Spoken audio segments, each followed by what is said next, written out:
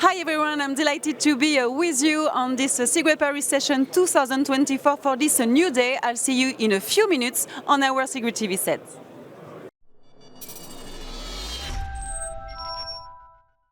Hi everyone and welcome on Cigre TV with our new guest. We are with Annie Nuruddin. Hello. Hi. Thanks for being with us. You are in the NGN Cigre Canada. Can you give the audience a basic understanding of your position in Canada? Perfect. So firstly, I would like to thank Cigre for inviting me to speak about my experiences, and also to thank my company Hatch for having me here at Cigre Paris.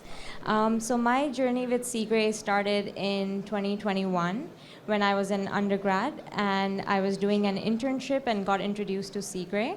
So over the last 3 years, I've been involved in different capacities. Not only in Cigre Canada, but also at the International Executive Committee. And my role started as a marketing and communications lead, where I created the first Cigre Canada newsletter series. And then subsequently, I moved to the events and sponsorship lead, where I was helping organize the NGN events, the reception and the panel at the Cigre Canada conferences. Okay. And then I moved on to Electra, which is the digital magazine for Cigre, where I represent NGNs and act as a liaison between the global NGN community and the Electra board, where I source more articles and ensure NGN representation. Lot of things. Perfect. Thank you for these presentations about your role in Canada. And to stay in Canada, how can you say about the young engineers in Canada, the dynamic of the young engineers in Canada in the power field system? So Canada's power system industry is changing and is evolving very rapidly, and this offers an opportunity for NGNs to participate and bring their insights, and Cigre Canada is doing a great job providing that opportunity. We recently launched a mentorship program. We host a lot of webinars throughout the year, and we are also planning to set up university chapters to ensure more engagement between NGN and the global Cigre community. Thank you very much for the interview. I hope you will have a good session here in Paris. Thank you so much.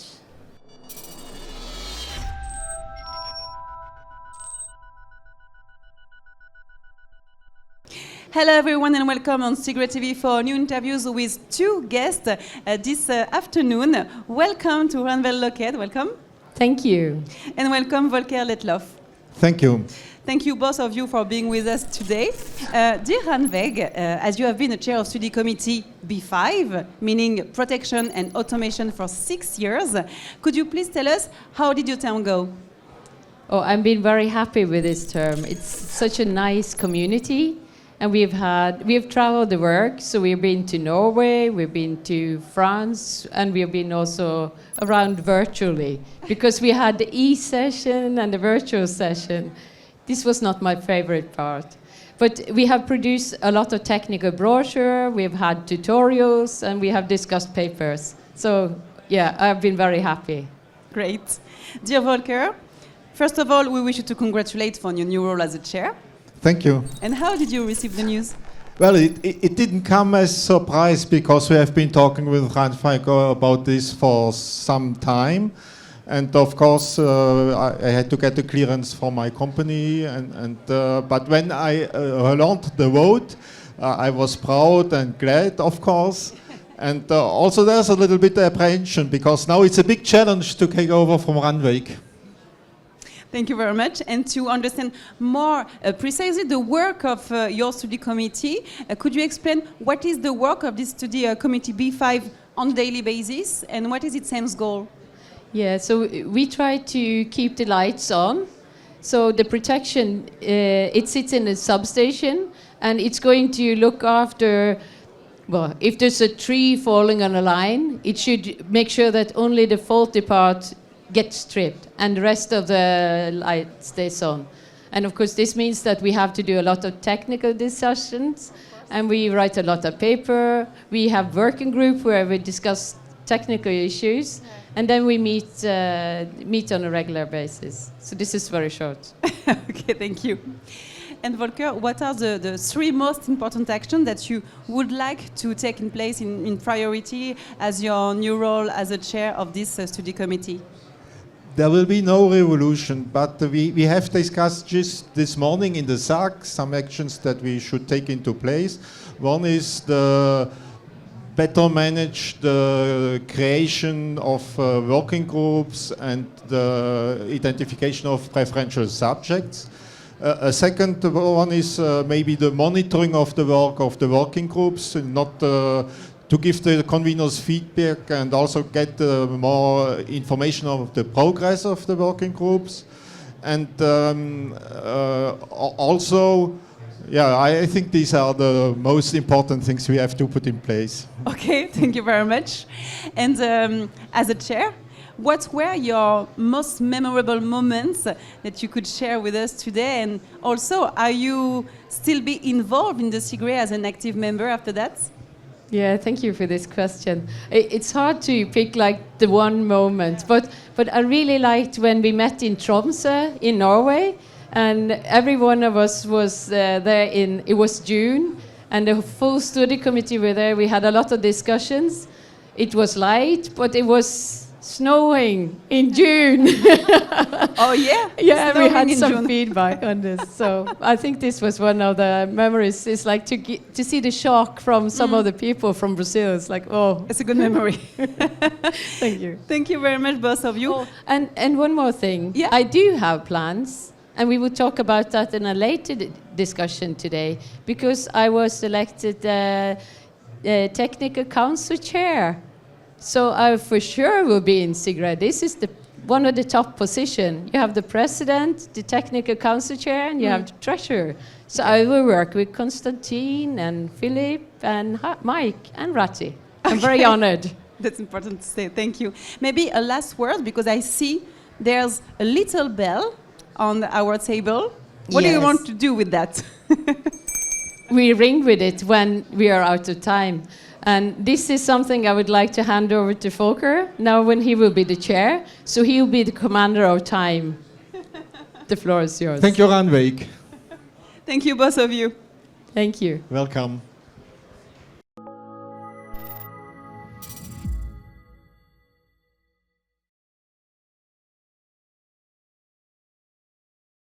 Hello, everyone, and welcome on Cigre TV. We are with our new guest. This is Christina. Hello, Christina. Hi. Thank you for being with us. You are Grid Technologies Head of Sustainability at Siemens Energy. Could you tell us a bit more about your area of responsibilities within the company? Yes, sure. And thanks for having me. So together with my team, we are responsible to improve the environmental footprint of our products portfolio. And just maybe for everyone who doesn't know, Grid Technologies is one business area within Siemens Energy, really responsible for the transport of energy and the storage. And sustainability is at the core of our business strategy. We emphasize specifically on decarbonizing across the value chain. So that really means tackling all the problems from the supply chain over to our own operations, and then really also paying attention to the efficiency of our products in the use phase. So all of that are topics that are very dear to our heart. And I want to also say that we do start really engaging in circular business models, something that is also very important to our customers. Okay. Like you said, sustainability is the core of your strategy.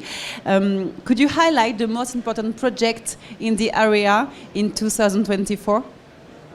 Yeah, sure. So to start off with, for every business, it's important to understand where emissions come from, greenhouse gas emissions come from. We did our analysis. We really understand where we are at and what the decarbonization levers are for our business. And so strategically, we have set programs in place to address both the supply chain decarbonization, the own operations, so our factory landscape, which is 36 factories globally, and then also the operation phase of our product, so meaning efficiency and so on. In all of that, I would say that the most important strategy that any business needs to follow today is really supply chain decarbonization. We really can impact the way we purchase materials, the way we collaborate with our suppliers to become greener. And it's really huge investments and very time intensive. So we need to pay attention early on in order to have materials in the future that are greener. And so I would say this is one of the main strategic focus at the moment, next for sure to our own footprint. Okay. And can you provide some information about the advancements or accomplishments in the sustainability area at Siemens Energy? Yeah, so let's take the supply chain decarbonization. For us, from the beginning, it was clear that we need to engage with our stakeholders. So what we have done, we have defined our main commodities. It's four.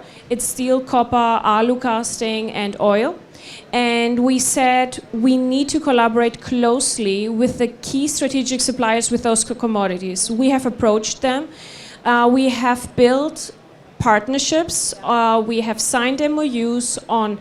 We have a common target. We want to decarbonize by 2030, at least by 30%. We need you on board, and we need you to have a roadmap and an outlook for that. And I think it's going pretty well. I think our industry, even though we are energy transition driven, is just now starting to understand how important the supply chain is in that transition. Yeah. And I think that's the biggest success for me personally and my team, that we could bring this message across. Thank you very much, Christina.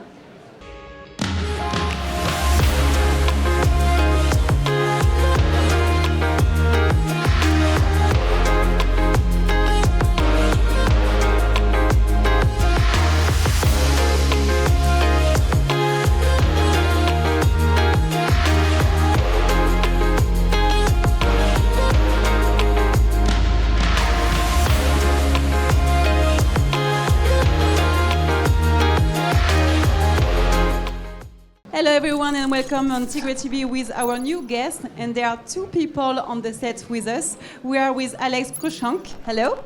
Hi. And Yannick Fulpin, hello. Hello. So the first question is for you, Alex. As you have been chair of study committee C5 Electricity Market and Regulation for 6 years, could you please tell us how did your term go? It was really good. The first year, it's a very steep learning curve, getting into it. But once you understand how it works, it is really interesting, both chairing the study committee, working with the various working groups, and also being part of the technical council. So it is a very interesting time. I really enjoyed it, and what I found generally with Cigre, the more you get involved, the more interesting it is, and the more you find out. And it's partly the contacts that you make. So, for example, we have a question in Melbourne about electric vehicles. I can ring up a colleague in Norway and ask him a question, and he can answer the question. So it's fabulous contacts. Yeah. Great. And Yannick, you are now the new chair of this study committee C5. Congratulations for that. How did you receive the news? So thank you. The news came quite naturally. So when you're a study committee member or study committee secretary, you're not in direct contact with the technical committee. And so I got some requests from the technical committee initially to see whether I would have interest. Excellent exchanges with the TC chair, technical committee members, past study committee chair as well. Yeah. And when I got selected, I was personally informed, extremely happy, lots of support from my management in my company, but also from the colleagues of the study committee. And so a lot of excitement. Super great, thank you. And to know more your work in details, could you explain to us what is the work of this study committee on a daily basis and what is its same goal? Well, the role of study committee C5 is to use the economic impacts and the regulatory impacts on how the engineering systems work. So we have a lot of study committees that look at engineering and design and interaction and planning, and our job is to look at how that works in terms of markets and how it works to the economic application of ideas. And so we're very much about how you would change markets to make it work, how you'd improve the efficiency of things, how you would make the pricing signals more important. And so customers and market participants find it easier to interact and achieve the goals of the market. Thank you, Alex, for all these details. And Yannick, what are the three most important actions you would take in place, as now you are a new chair of this study committee C5? So the opening panel of the session, but also the CEO forum, highlighted that electricity markets and regulation are at the core of the challenges for the energy transition. And so we have a lot of work for the next years. And happily also new members in the study committee, almost 17 of them out of 44 in total. Mm-hmm. And so there's a lot of work to boost the involvement of members, make them contribute to our discussions, to our activities. That would be my first challenge. Second challenge would be to continue the excellent relationship that Alex has developed with me as a secretary, but also with special reporters and all those who contribute effectively. So I'd like to really continue on this, and this is a lot of work that Alex did and was recognized. And maybe the very last action that I want to implement is to work a bit more on the understanding of electricity markets and regulation. We know it's hot topics, it's discussed at political level, at state level, and there's a huge need for clarity, sense in the wording that is used to describe electricity markets and regulation, and where the C5 committee will have its say, obviously. Okay, great. So maybe a lot of work, but always with patience, no? Yes. Okay. Thank you very much for both of you for being with us. Thank you. You're welcome. You're welcome.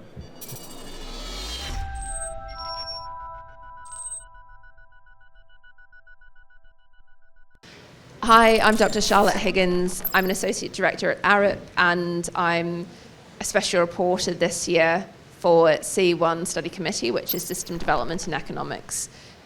We had our general discussion meeting yesterday, and we had lots of really interesting discussions and insights shared from around the world. We had a total of 80 papers submitted and accepted, and a wide range of both prepared and spontaneous contributions. So I'll start off with preferential subject 1, which was steering the energy transition, achieving top-down targets through bottom-up investment decisions. So in this preferential subject, we discussed the reform of planning, market and regulatory processes, both from a decentralized as well as centralized planning approach. We also looked at how to align local, regional and national decision-making within the planning process. In terms of whole energy system modelling, a number of interesting discussions were held around how to best represent. The second preferential subject was on flexibility as pivotal criterion for system development. And in this preferential subject, we discussed a range of different flexibility options, from electric vehicles to batteries to coupling with the gas and heating sector, and we looked at the modelling of those, and also in some cases learning was shared from the implementation of these flexibility options. We noted that there's some low-hanging fruit that can be used and deployed to achieve a level of flexibility increase. However, there's still a need for a greater understanding of other sectors, their drivers, and their technical requirements and commercial incentives to help us align that with the electricity sector and achieve greater optimization. The NEOM project that's developing in Saudi Arabia, this creates a great opportunity to test and model different flexibility options, and I think there'll be a lot of learning that comes out of that that will enable us to better optimize technical and economic drivers for flexibility. The third preferential subject was on resilience as a pivotal criteria for system development. And this stimulated a lot of discussion around risk definition and risk metrics and targets. And ultimately, resilience, the value of resilience needs to be reflected, the value of resilience to consumers, because we're going through a period of great electrification and consumers are going to be a lot more reliant on electricity. So the value of resilience to consumers is expected to increase. We also had some discussion around emerging grid solutions that can support improved resilience. So this includes battery storage and HVDC, or rather hybrid DC-AC solutions. And these can provide a range of benefits to the electricity system, both under normal and contingency conditions, but they come with their own challenges as well. So the first preferential subject was steering the energy transition, so achieving top-down targets through bottom-up investment. And in this preferential subject, we had a lot of discussion around the reform of network planning processes, regulatory reform, market frameworks, and from a perspective of both centralized and decentralized planning. And these are planning trends that we're seeing emerging quite rapidly in different ways in different countries, and how these facilitate the energy transition. We also discussed the roles and responsibilities of different players and how we can align decision-making at both a local, regional and national level. And then for decarbonisation pathways, we discussed how best to represent and model risks and uncertainties, the impact of extreme events, and greater coupling with other energy vectors, and how this can, both from a technical and economic perspective.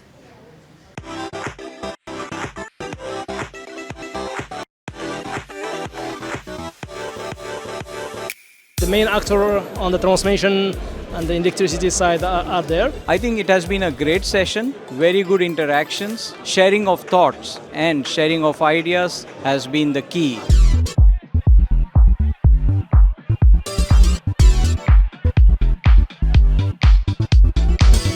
I feel energy is more dynamism looks, because this industry is moving at a very fast pace in the market. So many interesting meetings. And of course in Paris, with the charm of Paris, it's even more interesting.